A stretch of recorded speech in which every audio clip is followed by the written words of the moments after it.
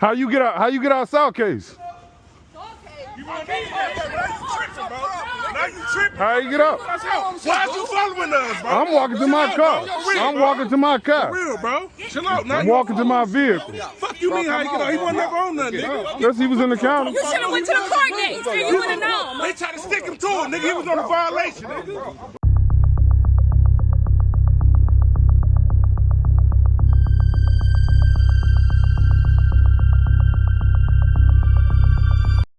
All right, y'all. Like I said, we about to answer a couple questions. This is Saul Briggs paperwork, but we ain't looking at it for him. We looking for this name right here, K.L.K.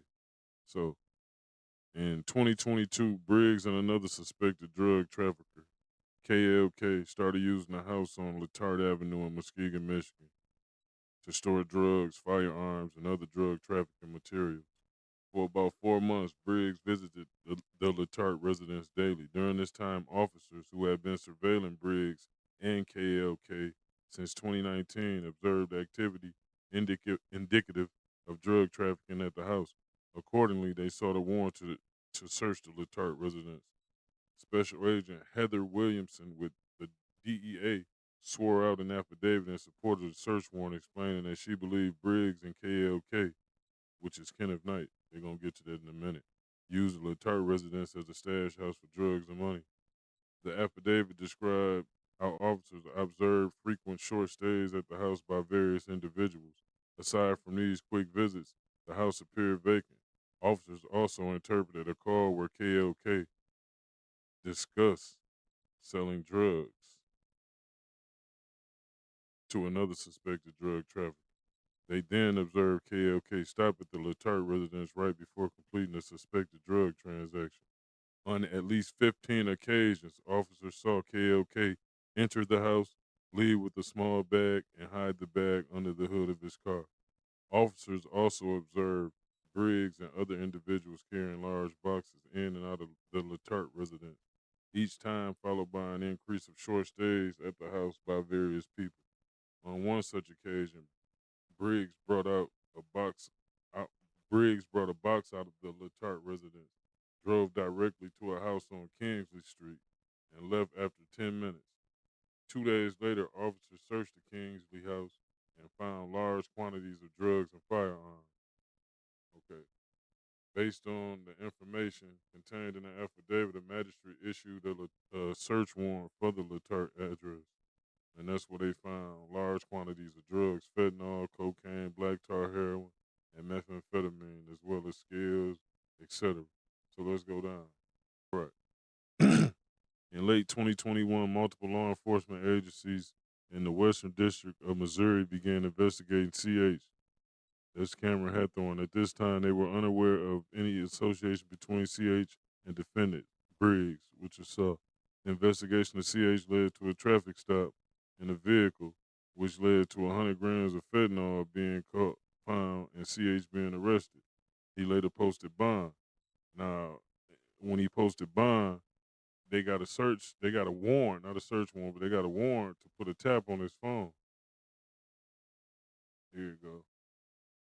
Investigators applied for and obtained from United States District Judge Douglas Harpool authorization to intercept communications over to a CH's cell phone. A few days into that interception period on March 9th, 2022, investigators intercepted a phone call between CH and Saul. All right, this phone call alerted law enforcement of defendant and CH's relationship and spurred the investigation into defendant's association with CH's drug trafficking organization. During this phone call, defendant and CH allegedly discussed the exchange of 1 kilogram of fentanyl for $50,000. Their conversation, including law enforcement's interpretation of the conversation in brackets, went as follows. And they put Saul and Cam conversation right here. We're gonna come down to we gonna come down there. We are gonna come down to Missouri. I said we're gonna pull up on you. You said what? Oh yeah, I like that. All right, I'm finna see you when I pull up. All right, let's jump some. On March 12, 2022, officers surveilled defendant as he drove to Springfield, Missouri in a white Dodge Ram, where he met with CH and exchanged a backpack. After this transaction, investigators intercepted calls between CH and other associates where CH discussed how he got drugs from Chang, which is one of the defendant's nicknames. All right. During that time period, investigators continued to intercept CH's phone calls. In a few instances, investigators intercepted phone calls between CH and K.L.K, an associate, a defendant, and former co-defendant in previous federal drug trafficking case. And then they put the case right here.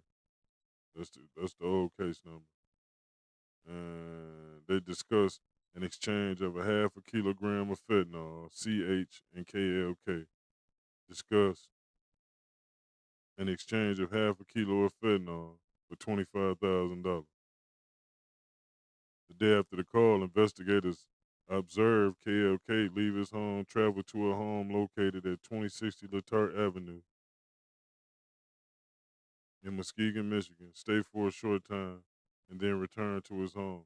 Back at his home, K.L.K walked outside looking like he was carrying something in his sweatshirt or jacket pocket.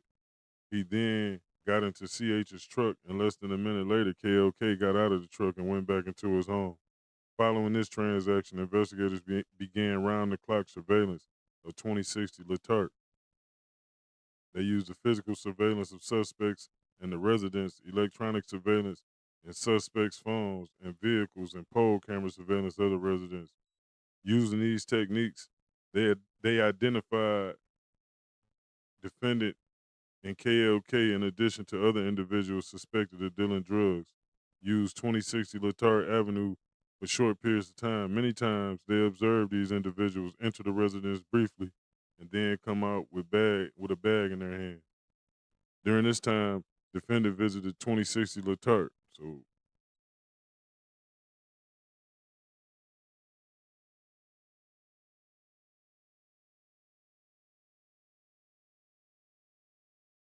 these facts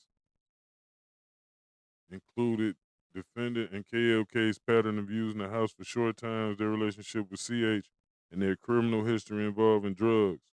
Also of importance, the affidavit identified 2060 Letart Avenue as a stash house for defendant and K.L.K. The house appears vacant, and they go into that again.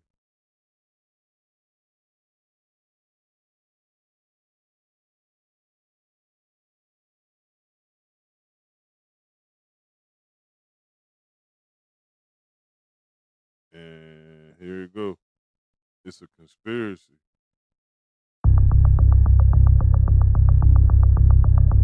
On another occasion, investigators observed K.L.K stop at 2060 Letart Avenue directly prior to a half kilogram fentanyl transaction on March 30th, 2022. It also details the time the defendant left. Bro, how you get out of this? Like, really? Suspects at the residence. They believe defendant and K.L.K were utilizing 2060 Letart Avenue to acquire multi-kilogram quantities of fentanyl, store the drugs at the residence until they can be broken down into smaller quantities and subsequently distributed to customers. The investigators likely could have used additional investigative techniques, but these judgments made by highly trained and experienced law enforcement. How you get out South case?